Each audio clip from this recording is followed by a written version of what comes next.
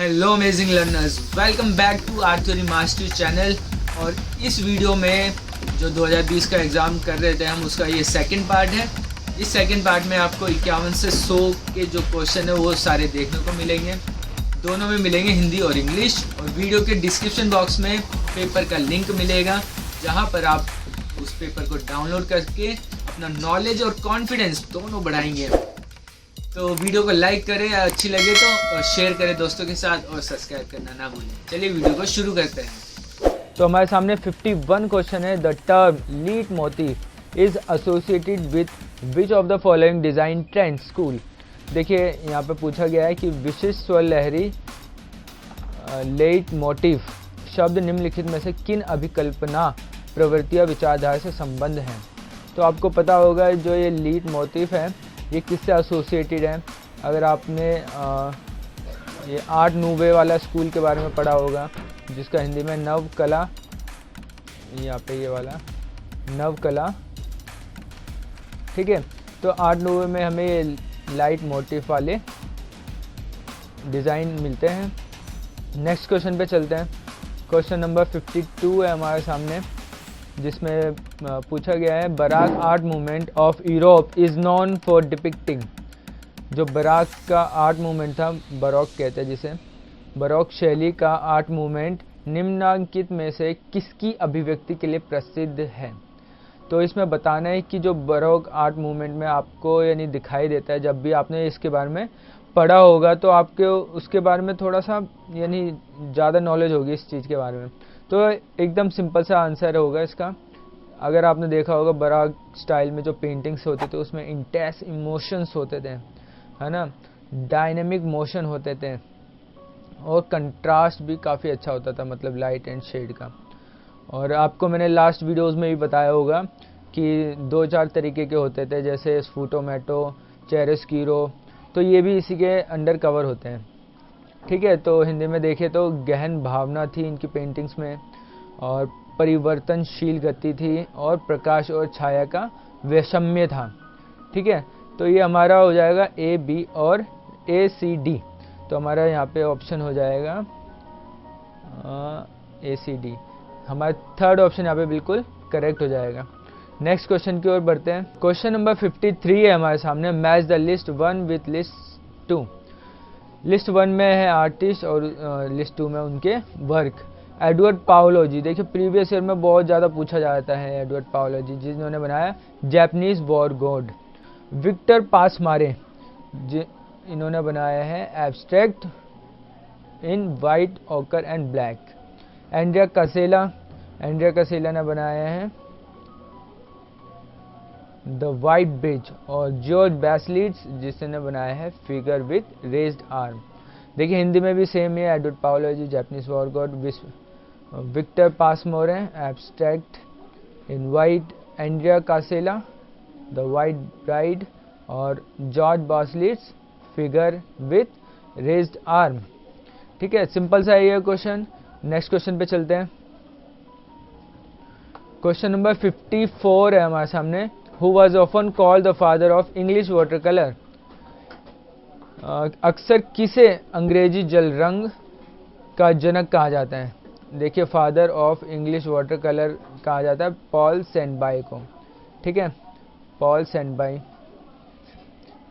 Next question पे चलते हैं।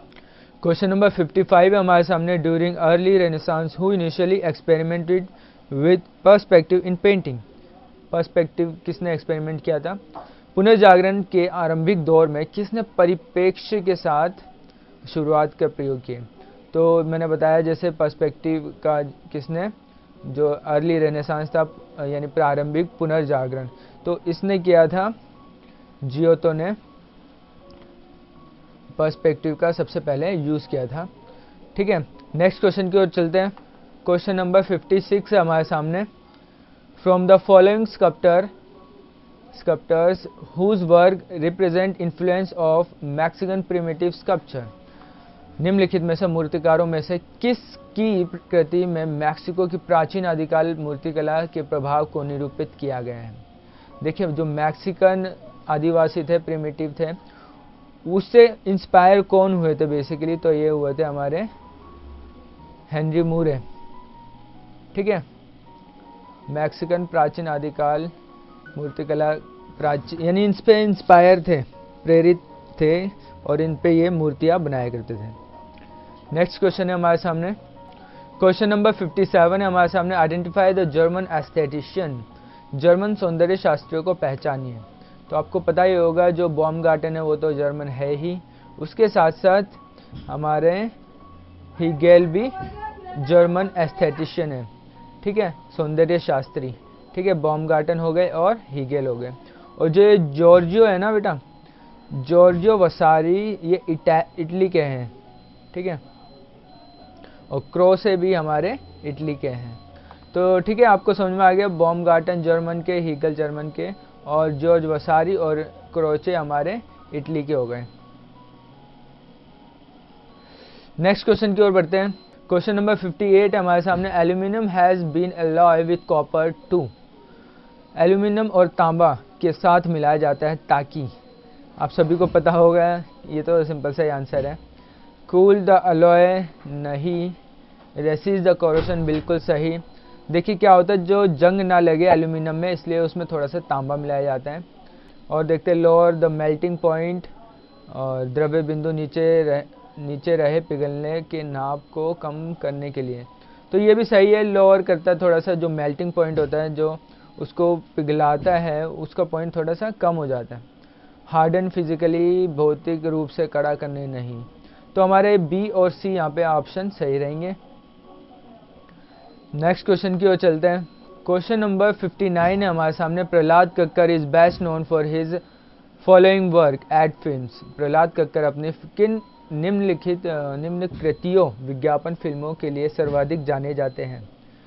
ठीक है, प्रहलाद कक्कर की कौन कौन सी फिल्में हमें बतानी है, जो एड वाली फिल्म्स होती है उसके बारे में बतानी है। तो जैसा आपने देखा होगा, ये राइट चॉइस है बेबी, ये बनाया था पेप्सी के लिए प्रहलाद कक्कर ने, और फिर बनाया था एवरेस्ट का तीखा लाल, और इसके बाद बनाया था I love Rasna. MRF tyre यानी MRF मसल मैन किसी और ने डिज़ाइन किया था, मतलब दूसरी एयर एजेंसी थी वो। ठीक है, तो हमारा ABC आंसर सही होगा। ABC मतलब फोर्थ ऑप्शन हमारा बिल्कुल करेक्ट होगा। और हिंदी में भी यही है, ज़्यादा डिफरेंस नहीं है। ये है राइट चॉइस एवरेस्ट तीखा लाल, आई लव यू रसना, और MRF तो दूसरी एजेंसी होगी। नेक्स्ट क्वेश्चन पे चलते हैं। क्वेश्चन नंबर 60 हमारे सामने। Eclectics in art is an attitude that permits, संकलन कला में एक अभिवृत्ति है जो निम्नलिखित की अनुमति देती है। देखिए, संकलन कला मतलब इक्लेक्टिव आर्ट की बात की गई है। तो इसमें क्या आएगा, इसमें एक तो फ्री चॉइस आएगा, मुक्त चयन आएगा, और कॉम्बिनेशन ऑफ स्टाइल, शैलियों का संयोजन। ये दो चीज़ों की यानी परमिट्स देती है संकलन कला। ठीक है, बी और डी हमारा ऑप्शन सही होगा। क्वेश्चन नंबर 61 है हमारे सामने। Typical metal relief of PV Janakiraman are made by. PV Janakiraman की प्रातिनिधिक धातु की उद्भृतियाँ रिलीफ किस से बनी है। देखिए, जो PV जानकीरमन है ना, स्कल्पचर है, मूर्तिकार है, वो अपनी जो धातु की मूर्तियाँ वगैरह होती थी वो कैसे तैयार करते थे, क्या प्रोसेस था उसके पीछे। तो इन चारों में से एक ऑप्शन होगा, जो सही ऑप्शन है रिपोजे प्रोसेस। रिपोजे प्रोसेस के बारे में आपको पता होगा, जो हथौड़े मारकर मेटल को एक शेप दी जाती है, तो वो रिपोसेस होते हैं। ठीक है, नेक्स्ट क्वेश्चन पे चलते हैं। क्वेश्चन नंबर 62 है। Given below are two statement, one labelled as assertion A और रीजन। ठीक है, असर्शन और रीजन देखना हमें कौन सा राइट है, करेक्ट है। The field of children's book illustration doesn't continue any longer to be a rich area to showcase technical and stylistic experimentation in drawing। चित्रकारी में तकनीकी और शैलीगत प्रयोग प्रदर्शन के मामले में बच्चों की सचित्र पुस्तकों का क्षेत्र अब समृद्ध नहीं रह गया। तो जो है हमारा असर्शन है वो गलत है। जो चिल्ड्रंस की बुक्स होती है ना, चिल्ड्रंस बुक, ठीक है, उसमें इलस्ट्रेशन बहुत ज़रूरी होता है, ड्राइंग बहुत ज़रूरी होता है, क्योंकि वर्ड्स के साथ हमारी जो माइंड होता है वो हमेशा इमेजिन करता है। तो ड्राइंग के थ्रू, यानी जो बुक्स में हमारा मन भी लगा रहता है, आपने देखा होगा न्यूज़पेपर वगैरह में। रीज़न कहा जा रहा है इसका, artist from around the world have drawn on their own cultural traditional in their work which adds pictorial comment on an author's word. यहाँ पे रीज़न बिल्कुल सही कहा गया है। देखिए, दुनिया भर के कलाकारों ने अपनी कृतियों में अपनी सांस्कृतिक परंपराओं से लिया है, जो लेखक के शब्दों में चित्रीय टिप्पणियां जोड़ता है। ठीक है, जो लेखक के शब्द है उसमें अपनी इमेजिनेशन जोड़ देना, है ना, तो कितना अच्छा लगता है ना। तो वही जो असर्शन है यहाँ पे गलत है कि समृद्ध नहीं रह गया है, तो ये गलत है, समृद्ध अभी भी है। तो हमारा फोर्थ ऑप्शन यहाँ पे बिल्कुल सही है, ए सही नहीं है परंतु आर सही है। नेक्स्ट क्वेश्चन पे चलते हैं। क्वेश्चन नंबर 63 हमारे सामने, अलग पदमसी बिल्ड द ब्रांड्स। अलग पदमसी ने निम्नलिखित कौन से ब्रांड बनाए। आपको पता होगा जब एक कंपनी बहुत ऊंचाइयों पर चली जाती है तो उसका एक ब्रांड बन जाता है, एक ब्रांड इमेज बन जाते हैं। तो उसी यहीं पे पूछा गया है, जो अलग पदमसी जो एड मैन है, मतलब एडवर्टीजमेंट से रिलेटेड है, तो उन्होंने किस किस में वर्क किया। तो उन्होंने लिटिल गर्ल इन वाटरफॉल में काम किया, हिंदी में भी देखिए सेम ही है। चेरिस ब्लॉसम शू पॉलिश वाले में भी काम किया, और हर एक फ्रेंड जरूर होता है, इसमें नहीं किया। और यहाँ पर इन्होंने सर्फ जो है, सर्फ एक्सेल के लिए ललिता जी फॉर सर्फ, इसके लिए काम किया। तो हमारे फर्स्ट के जो 3 है ना, वो बिल्कुल करेक्ट हो जाएंगे, ए, बी और सी। हमारा थर्ड ऑप्शन बिल्कुल यहाँ पे करेक्ट है। नेक्स्ट क्वेश्चन पे चलते हैं। क्वेश्चन नंबर 64 है हमारे सामने, हिरोशिगे वाज मास्टर ऑफ। हिरोशिगे निम्नलिखित में से किस शिल्प के गुरु थे। तो आपको पता होगा, जो हिरोशिगे नाम से पता चल रहा है, एक जापानीज आर्टिस्ट है, और इन्होंने उकियो ई टेक्निक में काम किया था, किसके अंदर, वुड कट प्रिंट में।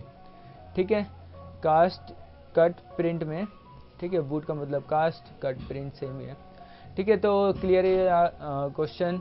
नेक्स्ट क्वेश्चन है हमारे सामने, क्वेश्चन नंबर 65 है हमारे सामने, hex colour are used when creating design for the. निम्नलिखित में से किसके लिए अभिकल्प करते समय हेक्स रंगों का प्रयोग किया जाता है। देखिए, पहले हम समझते हैं हेक्स होते क्या हैं। हेक्स कलर वो होते हैं जो हमें RGB की वैल्यू बताते हैं, मतलब किसी स्क्रीन, मोबाइल या डेस्कटॉप वगैरह पे रेड की कितनी क्वांटिटी है, ग्रीन की, ब्लू की। ठीक है, तो हेक्स कलर बेसिकली जो हम स्क्रीन पे देखते हैं ना, चाहे वो मोबाइल में हो, स्क्रीन में हो, डेस्कटॉप पे हो, कंप्यूटर, लैपटॉप, कोई सी भी स्क्रीन पे हो, वो हमें हेक्स वाले कलर मोड में दिखते हैं, जिसके आपने देखा होगा नंबरिंग भी होती है। ठीक है, जैसे ऐसे करके मैं कुछ ऐसे नंबर डालूं तो वो कुछ नंबर होता है 6 डिजिट का। ठीक है, तो वो भी हेक्स को ही डिनोट करता है। तो आपको समझ में आ गया होगा होक, यानी जो हेक्स कलर है वो कहाँ पे यूज़ किए जाते हैं। आउटडोर पे तो होगा नहीं क्योंकि वो प्रिंट हो गया, बॉन्डिंग लोगों में भी नहीं, और कैनवस बोर्ड में भी नहीं। तो ये इंटरनेट में यूज़ होता है, जैसे मैंने बताया, स्क्रीन, वेब स्क्रीन हो गया हमारा, कोई भी कंप्यूटर स्क्रीन, मोबाइल स्क्रीन, है ना, तो उसमें हेक्स कलर हमारा यूज़ होता है। ठीक है, तो हेक्स रंग हमारे कहाँ पे, इंटरनेट के लिए यूज़ होगा। नेक्स्ट क्वेश्चन के लिए और चलते हैं। क्वेश्चन नंबर 66 है हमारे सामने, landmark monument in Fatehpur Sikri are. Fatehpur Sikri अवस्थित ऐतिहासिक स्मारक है। आपको पता होगा जो फतेहपुर सीकरी है, इसका पूरा क्रेडिट अकबर को जाता है, क्योंकि उसी ने इसको बसाया था। तो यहाँ पे आपको ज़्यादातर बुलंद दरवाज़ा देखने को मिलेगा, और जो दूसरी चीज़ है इसकी, वो है पंचमहल। ठीक है, पंचमहल इसका देखने को मिलेगा। और बाकी हवा महल तो आपको पता ही है, जयपुर के अंदर है, जयपुर। और झूलती मीनार, ये भी राजस्थान की साइड है। ठीक है, तो हमारा बी और डी वाला आंसर सही होगा, थर्ड ऑप्शन यहाँ पे बिल्कुल करेक्ट है। नेक्स्ट क्वेश्चन की ओर बढ़ते हैं। क्वेश्चन नंबर 67 है हमारे सामने, who painted the calling of Saint Matthew. The calling of Saint Matthew किसने बनाई। तो इसका सिंपल सा आंसर है कैरावेजियो।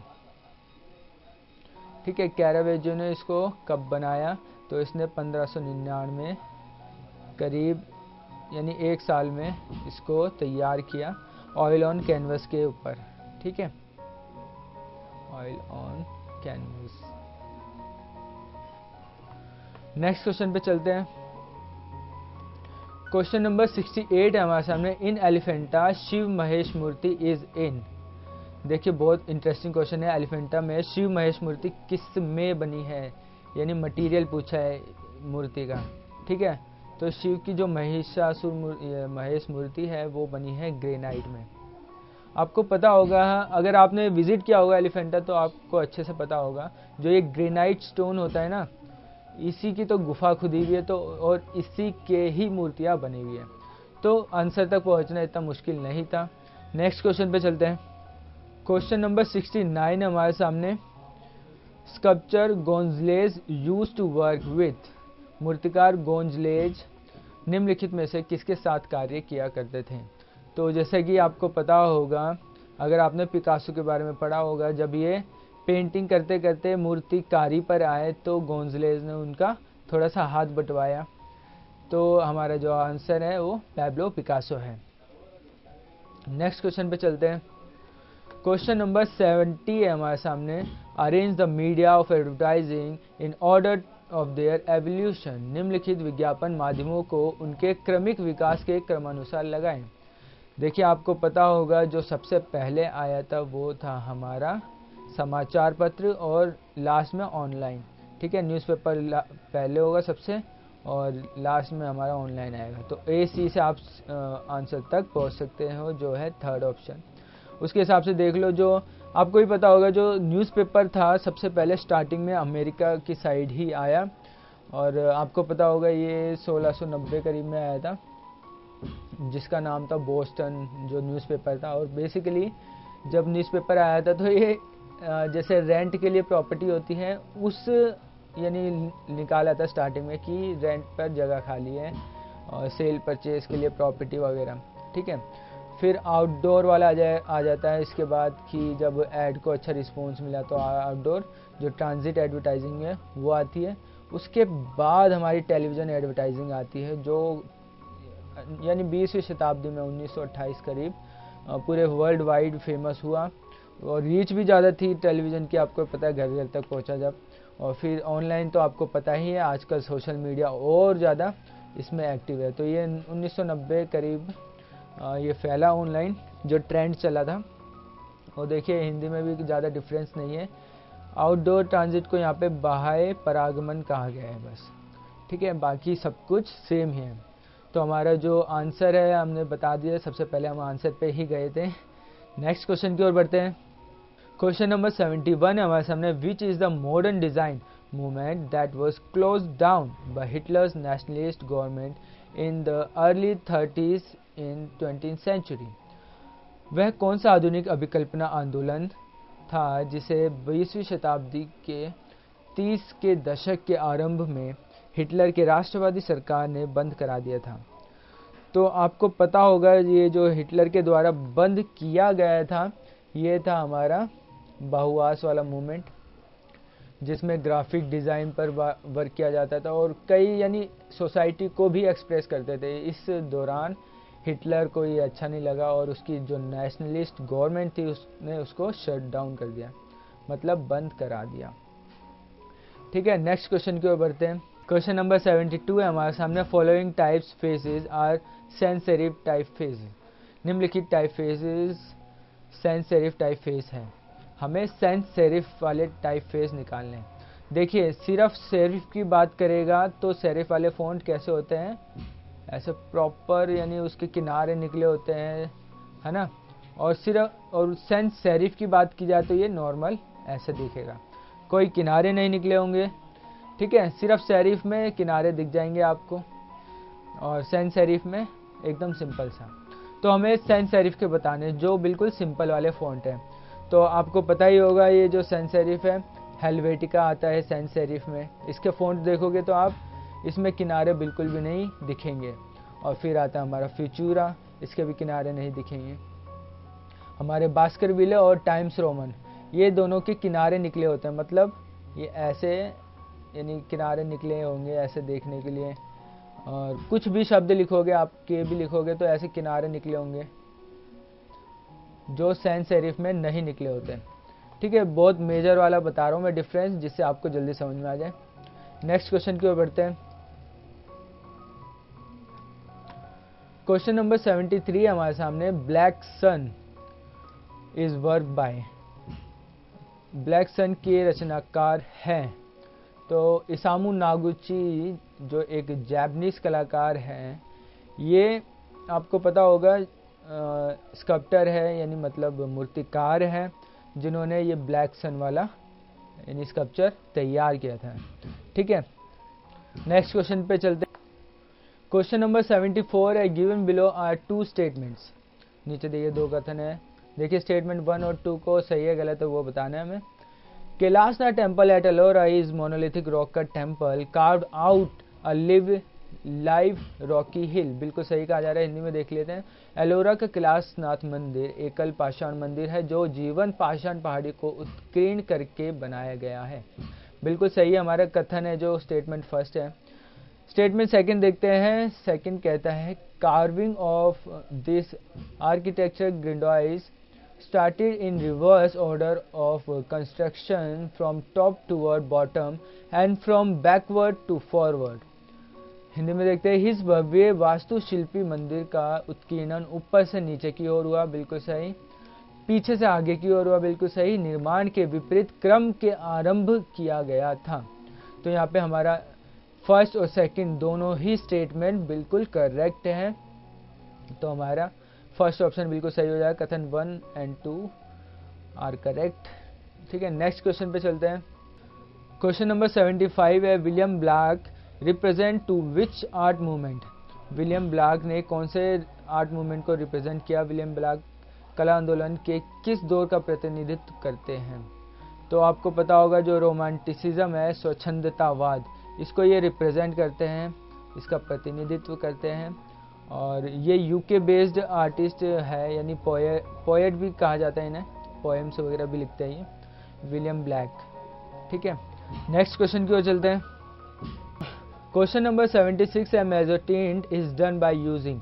मेजोटिंट किसका उपयोग करके की जाती है।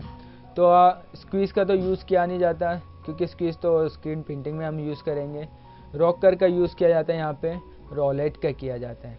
ठीक है, आपको पता होगा यानी मेजोटिंट अपने में ही स्टार्टिंग जब प्लेट तैयार करते हैं उसमें ही टेक्सचर की मतलब बहुत सारी लेयर, मतलब हज़ारों लाइंस खींचनी पड़ती हैं।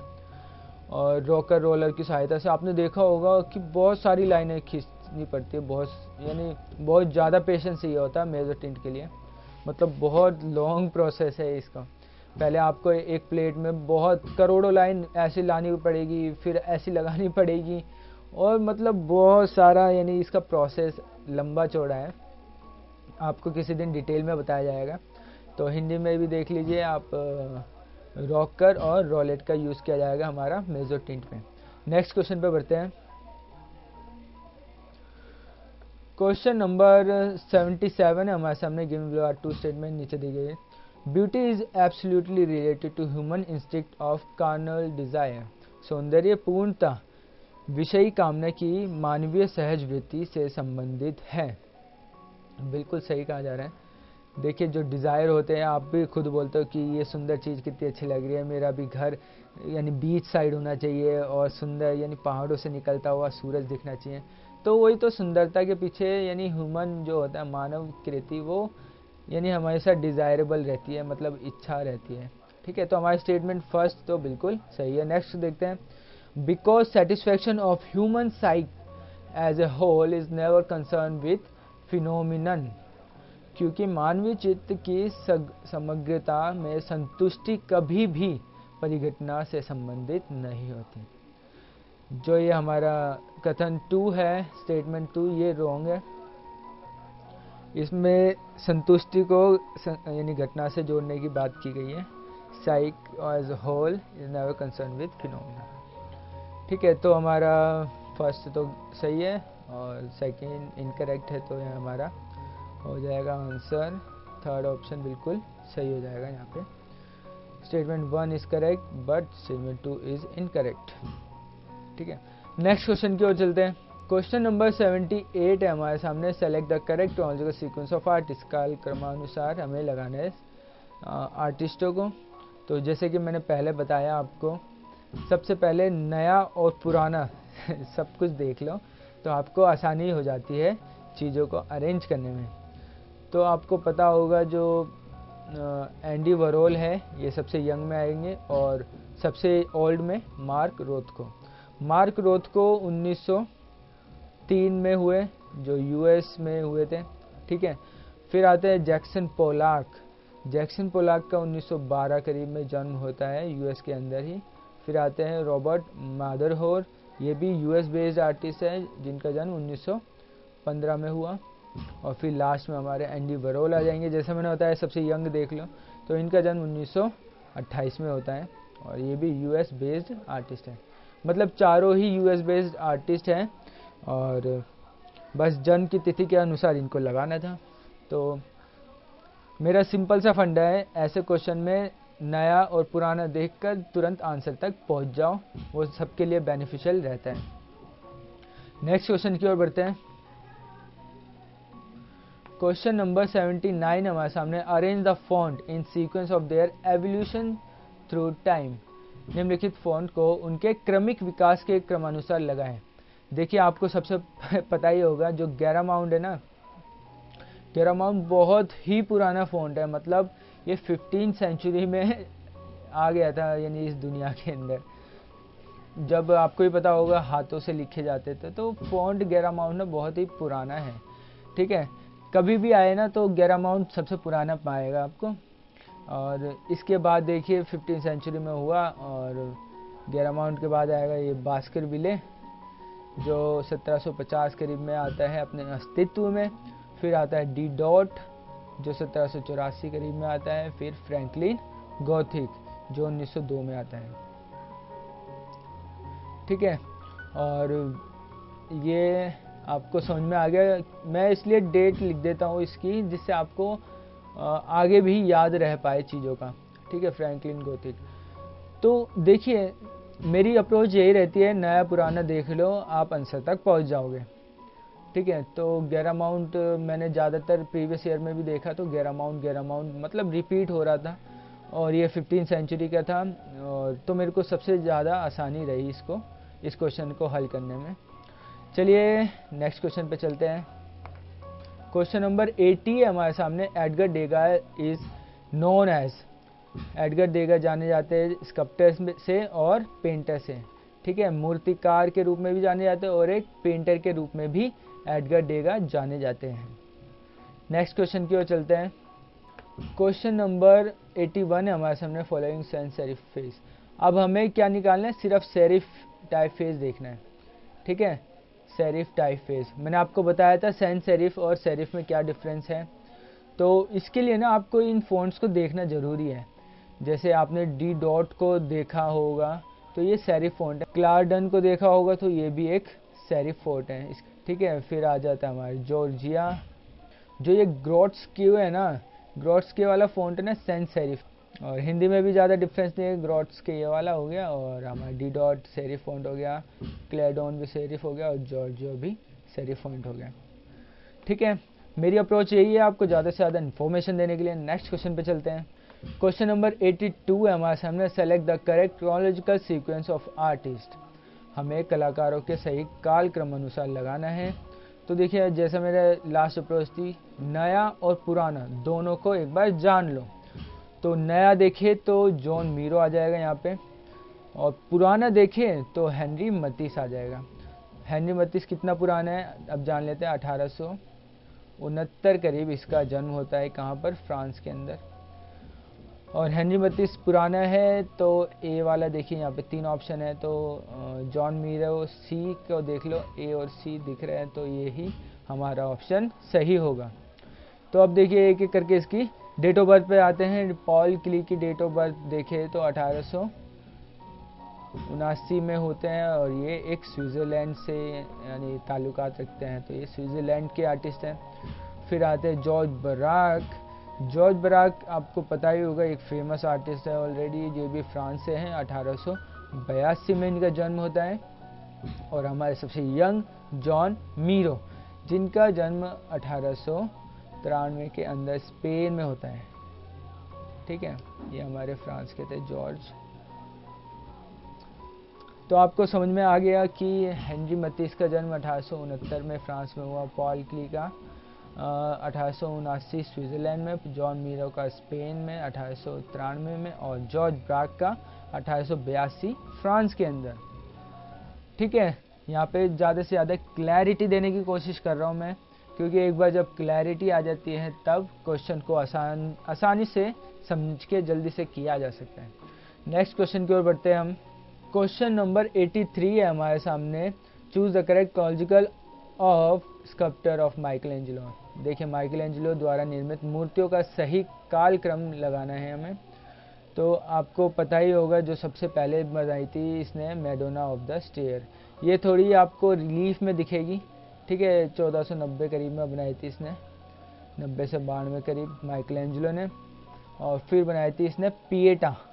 ठीक है, पिएटा इसने जो माइकल एंजेलो इसने 1488 यानी 98 से 99 करीब बनाई। और इसके बाद बनाई थी डेविड, प्रॉपर एक संगमरमर की मूर्ति में 1501 से लेकर 4 के बीच में। ठीक है, फिर रोंडिनी पिएटा बनाई थी 1552 से 64 के बीच में। ठीक है, डेट बताने का यही मकसद है कि आपको वो चीज़ क्लिक कर जाए दिमाग में। डेविड 1501 से 4, पिएटा 1498 से 99, रोंडिनी पिएटा 1552 से 64, और modern of stair, Madonna of stair ये 1490 से 92 करीब। तो आपको ज़्यादा से ज़्यादा क्लैरिटी आ रही होगी, आई होप। चलिए नेक्स्ट क्वेश्चन पे चलते हैं। क्वेश्चन नंबर 84 है, the essential and permanent aspect of Indian sculpture are. भारतीय मूर्तिकला के अनिवार्य और स्थायी पक्ष हैं। आपको पता होगा जो इंडियन स्कल्पचर है उसके परमानेंट एस्पेक्ट और जो एसेंशियल चीज़ है वो हमें क्या देखने को मिलता है, एसेंटलेस डिस्ट्रीब्यूशन, आघात विहीन वितरण देखने को मिलता है। गति की सुसंगति, डायनेमिक कोहेरेंस दिखता है, और प्लास्टिसिटी दिखता है, सुन्नम्यता। फोटो रियलिज्म हमें नहीं दिखता, फोटो यथार्थवाद बिल्कुल नहीं दिखता। ठीक है, तो हमारा ए, बी और सी ऑप्शन बिल्कुल सही होगा, मतलब थर्ड ऑप्शन बिल्कुल करेक्ट होगा यहाँ पे। नेक्स्ट क्वेश्चन की ओर बढ़ते हैं। क्वेश्चन नंबर 85 हमारे सामने, size of the newspaper advertisement are conventionally indicated in terms of. समाचार पत्र विज्ञापन का आकार पारंपरिक रूप से निम्नलिखित संदर्भों में निर्दिष्ट किया जाता है। तो आपने देखा होगा जब एडवर्टाइजमेंट होती है न्यूज़पेपर की तो वो कॉलम सेंटीमीटर के अंदर की जाती है। ठीक है, कॉलम सेंटीमीटर, जैसे आपने न्यूज़पेपर देखा होता है तो वो एक कॉलम के उससे नापते हैं। ठीक है, वैसे तो यहाँ पे 8 होते हैं और ऐसे लंबे लंबे ऐसे कॉलम होते हैं। ठीक है, तो वो कॉलम सेंटीमीटर के अकॉर्डिंग उसको छापा जाता है, प्रिंट किया जाता है, और कॉलम सेंटीमीटर के अकॉर्डिंग ही न्यूज़पेपर वाले किसी एडवर्टाइजमेंट के लिए चार्ज लेते हैं। नेक्स्ट क्वेश्चन पे चलते हैं। क्वेश्चन नंबर 86 है हमारे सामने, Deepika Padukone is the brand face of. यहाँ पे दीपिका पादुकोण की लिए बात की गई है, जो मतलब दीपिका पादुकोण किन ब्रांडों का चेहरा है वो बताना है। जैसे विस्तारा एयरलाइंस के लिए उसने अपना यानी प्रमोशन किया था, और फिर ओप्पो के लिए किया, लक्स के लिए किया, झारखंड का पर्यटन के लिए किसी और को चुना गया था। तो ये हमारा ए, बी, सी ये तीनों सही हो जाएंगे। हमारा सेकंड ऑप्शन यहाँ पे बिल्कुल करेक्ट है। नेक्स्ट क्वेश्चन की ओर बढ़ते हैं। क्वेश्चन नंबर 87 है, 2 स्टेटमेंट देखनी है, सही गलत बताना है। In aquatint print making process the tonal effect is obtain by use resin powder. बिल्कुल सही कहा गया है कथन बस। कथन पहला, एक्वाटिंट प्रिंट मेकिंग प्रक्रिया में रेजिन पाउडर के प्रयोग से तनीय प्रभाव प्राप्त किया जाता है। देखिए बिल्कुल सही कहा गया है। जो हमारा एक्वा टिंट प्रिंटिंग होती है ना, वो रेजिन के बिना अधूरी है, मतलब इसी से जो एक्वा टिंट इफेक्ट है वो लेके आया जाता है। ठीक है, हमारा स्टेटमेंट तो करेक्ट है। सेकंड स्टेटमेंट देखते हैं, because resin powder is not acid resistant. तो हमारा नॉट यहाँ पे गलत लग गया। विच अलॉय बाइटिंग द प्लेट, क्योंकि रेजिन पाउडर अम्ल प्रतिरोध नहीं है, जिसके कारण प्लेट क्षरित होती है। तो हमारा नहीं लगने से ये स्टेटमेंट हमारी इनकरेक्ट हो गई।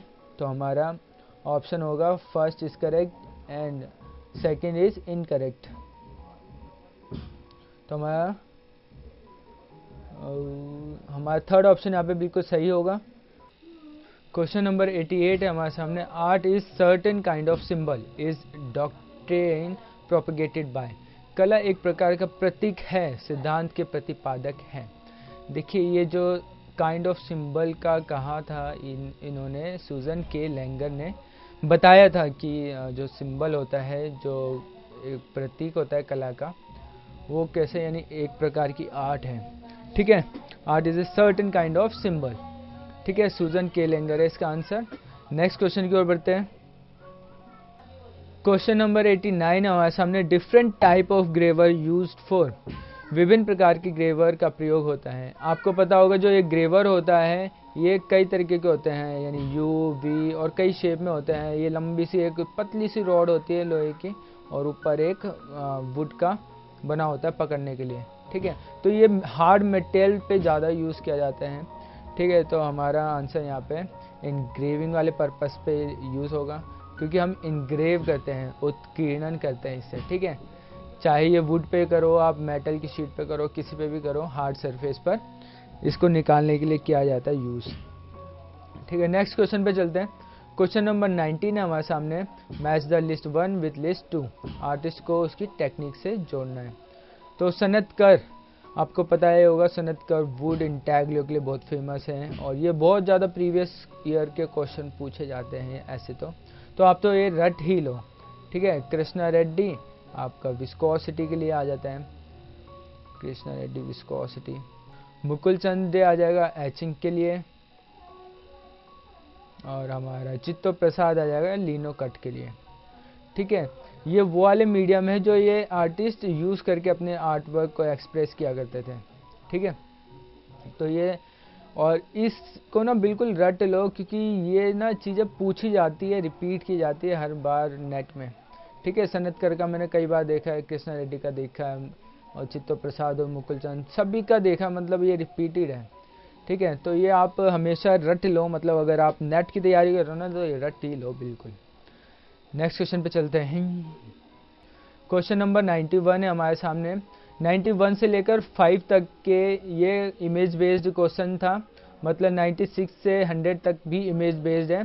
तो ये 5 क्वेश्चन है, एक ऐसे पेंटिंग दे दी जाती है। लास्ट ईयर भी ऐसे ही एक पेंटिंग दी गई थी, और उस पर 5 क्वेश्चन पूछे गए थे अलग अलग तरीके से। तो यहाँ पे ये जो पेंटिंग है, मैं आपको छोटा सा बता देता हूँ। ये गुस्ताव क्लीमिट की पेंटिंग है, जिसका नाम द किस है, ऑयल पेंटिंग है, और इसमें सिंबॉलिज्म का यूज़ किया गया है। ठीक है, ये बहुत फेमस पेंटिंग है गुस्ताव क्लीमिट की।